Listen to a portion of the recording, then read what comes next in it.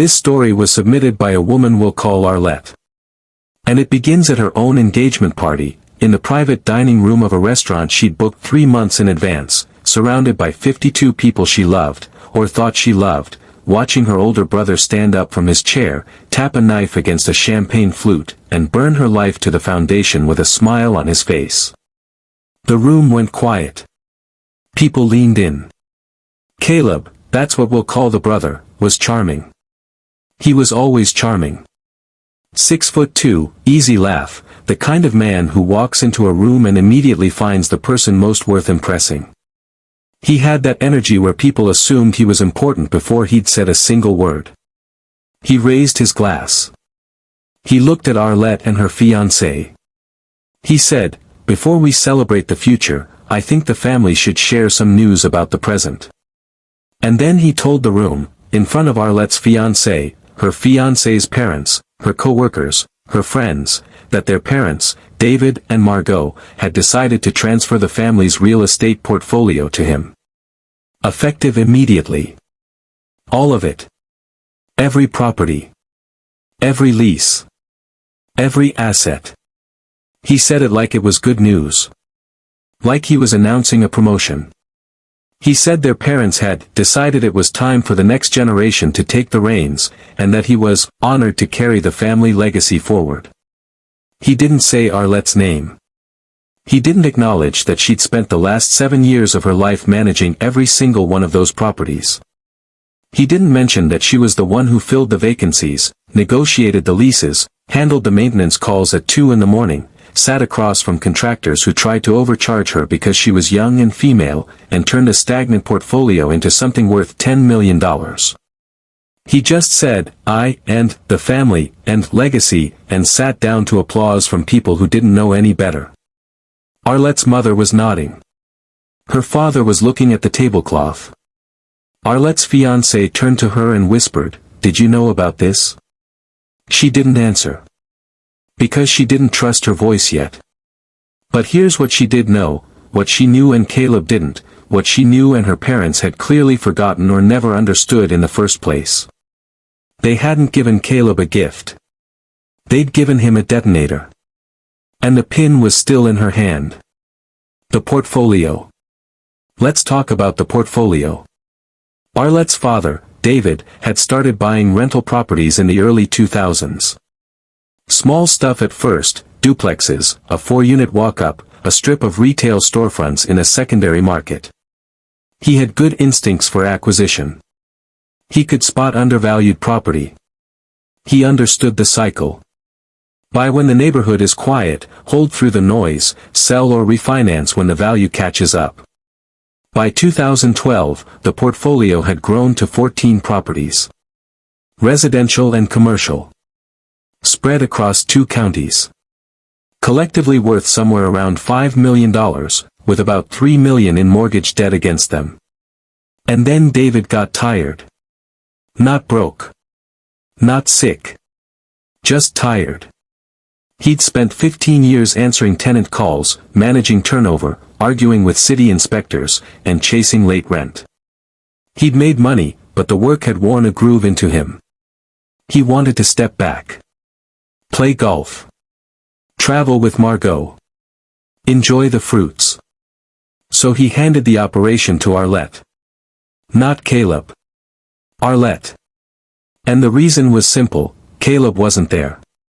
Caleb had graduated college, spent 2 years at a consulting firm in a city he liked to name drop, quit, and then entered what Arlette described as his permanent gap year. He traveled. He explored opportunities. He launched 2 startups that never generated revenue and 1 podcast that lasted 11 episodes. He was funded, at various points, by David and Margot, cash infusions disguised as loans that were never repaid and never mentioned again. Caleb was the son who was going to do something extraordinary. He just hadn't gotten around to it yet. Arlette was the one who showed up. She was 24 when she took over the portfolio. She had a degree in finance and a real estate license she'd earned at 22 because she'd seen the direction things were heading and decided to be ready. She moved into one of the rental units to save money. She learned property management from the crawl space up, literally. She was under buildings checking foundation walls. She was in attics checking insulation and ductwork. She was in county offices pulling permits and rezoning applications and tax records because she couldn't afford to hire someone to do it for her. In 7 years, Arlette did the following. She increased the portfolio from 14 properties to 21 by identifying underperforming assets in adjacent markets and negotiating acquisitions below appraised value. She raised average occupancy from 78% to 96%. She renegotiated 12 commercial leases, increasing average rental rates by 31% while reducing tenant turnover by half. She refinanced the existing debt structure, consolidating multiple high-interest mortgages into a single commercial credit facility with a regional bank at a significantly lower rate, a move that saved the portfolio over $200,000 annually in debt service. She oversaw the renovation of 4 properties, managing the contractors directly, coming in under budget on 3 of the 4. And she did this while being paid a management fee that worked out to less than what the previous third-party property manager had charged, a manager who had done approximately a quarter of the work. The portfolio, which had been worth roughly $5 million when she took over, was appraised at just over $10 million by the time Caleb stood up at that engagement party. The equity, the value above the debt, was approximately $4 million. $4 million in value that Arlette had created. Through 7 years of work that nobody in her family seemed to register as anything other than Arlette handling the buildings. Her parents didn't call it labor. They called it helping out. They called it keeping things running. Once, at a family dinner, Margot said, and Arlette remembers this word for word, "It's so nice that Arlette has something to keep her busy." Like she was tending a garden. Like the $10 million portfolio was a hobby. Caleb, meanwhile, was the topic of aspirational conversation. What Caleb was working on. Where Caleb had been. Who Caleb had met. The family's emotional energy orbited around Caleb's potential while Arlette's actual output was treated as furniture. And when Arlette started asking questions, reasonable questions, like, what's the succession plan? And, whose name is on the operating agreement? And, am I going to have an ownership stake at any point? She was met with deflection. David would say, we'll figure it out. Margot would say, why do you need everything in writing? We're family. And the one time Arlette pressed, the one time she sat down with both parents and said, clearly and directly, I need to know if I'm building something for myself or building something you're going to hand to someone else. David looked uncomfortable and said, nobody's handing anything to anyone. Stop being dramatic. That was 14 months before the engagement party. 14 months before Caleb stood up and confirmed exactly what Arlette had been afraid of. Now. Here's where the story pivots. And it pivots on something Caleb didn't understand because Caleb had never read a loan document in his life. 2 years before the engagement party, Arlette restructured the portfolio's debt. This is the refinancing I mentioned earlier, consolidating the scattered mortgages into a single commercial credit facility. It was a significant transaction. The total debt on the portfolio at that point was approximately $6.2 million. The new facility was underwritten by a regional bank, secured against the full portfolio, and structured with a 5-year term and a 25-year amortization. Arlette didn't just negotiate this deal. She was this deal. The bank's underwriting team evaluated the portfolio based on its performance under her management. The occupancy rates, the lease terms, the renovation timelines, the tenant quality, all of it traced back to decisions she had made. And the bank, as part of its due diligence, required something that is standard practice in commercial lending but that David and Margot apparently treated as paperwork noise, a key man clause. Let me explain what that means, because this is the hinge. A key man clause, sometimes called a key person provision, is a covenant written into a loan agreement that identifies a specific individual whose involvement is deemed critical to the ongoing viability and performance of the asset or business securing the loan. If that individual is removed, incapacitated, dies, or is otherwise no longer involved in the management of the collateral, the lender has the right to take protective action. That action can range from requiring a replacement acceptable to the lender, to accelerating the loan, meaning calling the entire outstanding balance due immediately. The bank looked at this portfolio and saw a simple truth: the portfolio's value was a function of Arlette's management. Remove Arlette, and the risk profile changes.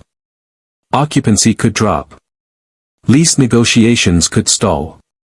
Renovation timelines could slip. The asset quality that justified the loan terms was directly tied to one person. So the bank named Arlette as the key man.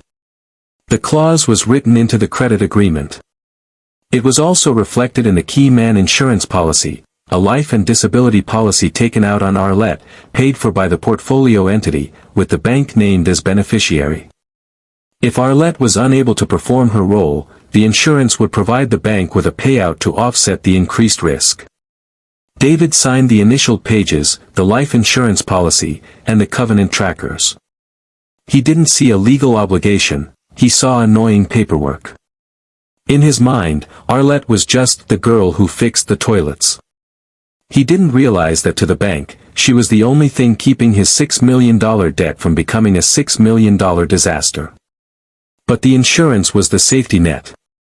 The covenant was the trigger. The covenant stated, in clear language, that if the key man, Arlette, was removed from active management of the portfolio, or if her role was materially diminished, without the lender's prior written consent, the lender had the right to declare the loan in default and accelerate the full outstanding balance. $6.2 million. Due upon demand. David signed this agreement. His name was on the portfolio entity as the owner. He signed the credit facility. He signed the covenant page. He initialed the key man clause. And either he didn't read it, or he read it and forgot, or he read it and didn't understand it. Because when he and Margot decided to transfer the portfolio to Caleb, when they signed the paperwork to gift the entire entity to their firstborn son, they didn't consult the bank. They didn't review the debt covenants. They didn't ask Arlette. They transferred a $10 million portfolio with $6.2 million in debt attached to it, and they did so in a way that directly triggered a default clause in the credit agreement. Caleb didn't inherit an empire. He inherited a loaded instrument with no idea where the trigger was. And here's where I want to stop and ask you something. If you built a castle, brick by brick, year by year, with your own hands, and your family tried to lock you out of the gate and hand the keys to someone who'd never laid a single stone, would you let the walls crumble? Or would you build your own kingdom? Subscribe if you're building. And I'll tell you how Arlette walked out of that party. Arlette didn't react at the party. Not visibly. She finished her drink. She accepted condolences from people who could see on her face that something was wrong even if they didn't fully understand what Caleb had just done. She thanked the restaurant staff. She held her fiancé's hand under the table and squeezed once, a signal they'd apparently developed over years together that meant, not now. Later. I'll explain. She waited 3 days. Then she called a meeting. Not with Caleb. Not with her parents alone. With all of them. Together. At the family home. Sunday afternoon. She arrived with a leather folder. One folder. Thin. Maybe 10 pages inside. Caleb was relaxed. He was sitting in the living room like a man who'd already won, ankle on his knee, phone in hand. David was in his armchair. Margot was in the kitchen, doing that thing where she was present but pretending to be busy so she wouldn't have to make eye contact. Caleb spoke first. He said, casually, like he was smoothing over a disagreement about dinner plans, "Look, I know the party wasn't ideal timing. But this is what Mom and Dad want. And I think if you're honest with yourself, you'll see it makes sense. I can bring in people to run the properties. You can focus on your wedding.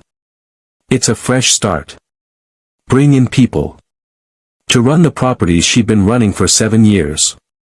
A fresh start. From the career she'd built inside a family that treated it like babysitting." Arlette didn't respond to Caleb. She looked at her father.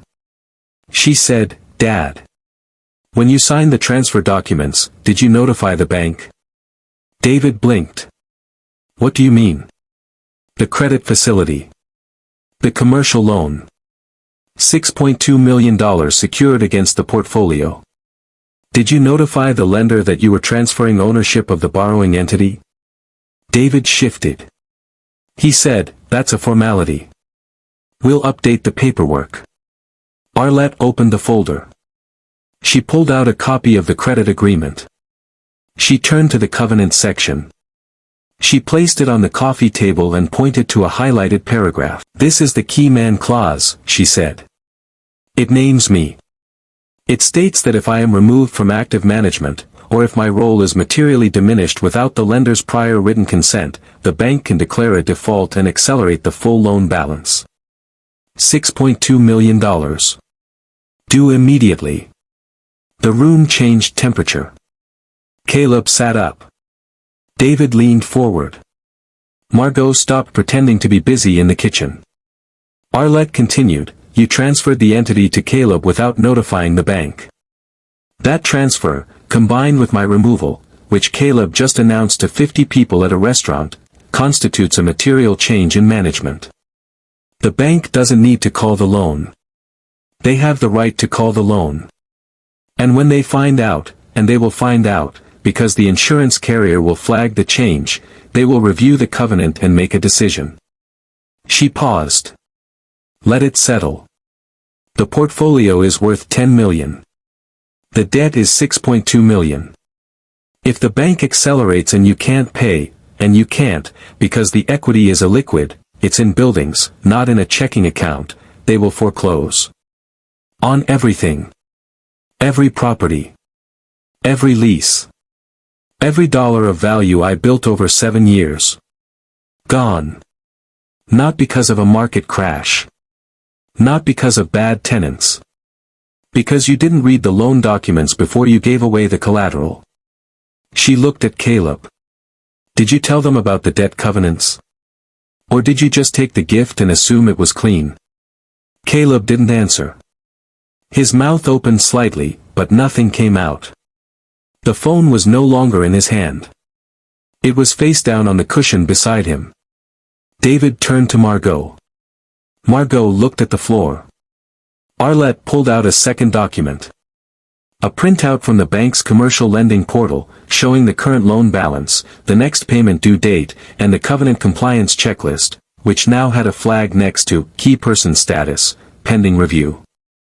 She said, the bank's annual covenant compliance review is in 45 days. If I'm not actively managing this portfolio when that review happens, you will fail the key man test. And once you fail, the acceleration clause is at the bank's discretion. Not yours. Not mine. The bank's. David said, so we just keep you on. We keep you involved. We tell the bank nothing's changed. And Arlette said the line she told me she'd been composing in her head for 3 days. You announced to my engagement party that I was out. You replaced me with someone who has never read a lease, never managed a tenant, never set foot in a building he didn't sleep in. You did that publicly. You did that deliberately. And now you want me to pretend it didn't happen so you can keep the gift you gave to someone else using the value I created. She closed the folder. No. Arlette stood up. She took the folder. She walked out of the house. Her fiancé was waiting in the car. She got in, put on her seatbelt, and said, drive. Over the following week, 3 things happened. First, David's attorney contacted Arlette's attorney. She had retained her own counsel 6 months prior, when she first suspected the transfer was coming, and proposed a restructuring that would keep Arlette as manager while Caleb retained ownership. In other words, Arlette does the work, Caleb keeps the asset. The same arrangement as before, except now it was written on paper instead of implied through silence. Arlette's attorney declined. In writing. 1 paragraph. Professional. Final. Second, Caleb called Arlette directly. Twice. The first call, she didn't answer. The second call, she picked up. Caleb tried a version of warmth, said he didn't realize the situation was this complicated, and that he never wanted to push her out. He said they could figure out a partnership. Arlette asked one question, "Did you know about the key man clause before the party?" Caleb said, "I don't even know what that is." She said, "That's the problem." And hung up. Third, the bank's compliance officer contacted the portfolio entity's registered agent requesting an updated management certification and key person verification.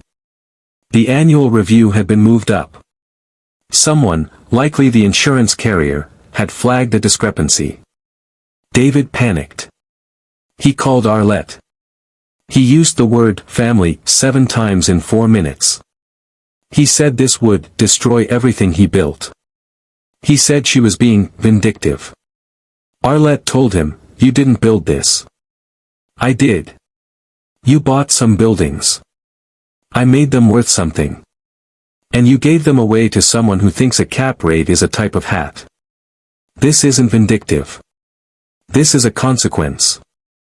She did not sign the management certification. The bank completed its review. The key man covenant was in breach. The bank issued a formal notice of default, with a 90-day cure period. Cure meaning, either reinstate the key man or pay down the loan to a level where the covenant no longer applied. Neither option was viable without Arlette's cooperation. During that 90-day window, Arlette did something her family never expected and Caleb certainly never considered. She started her own firm.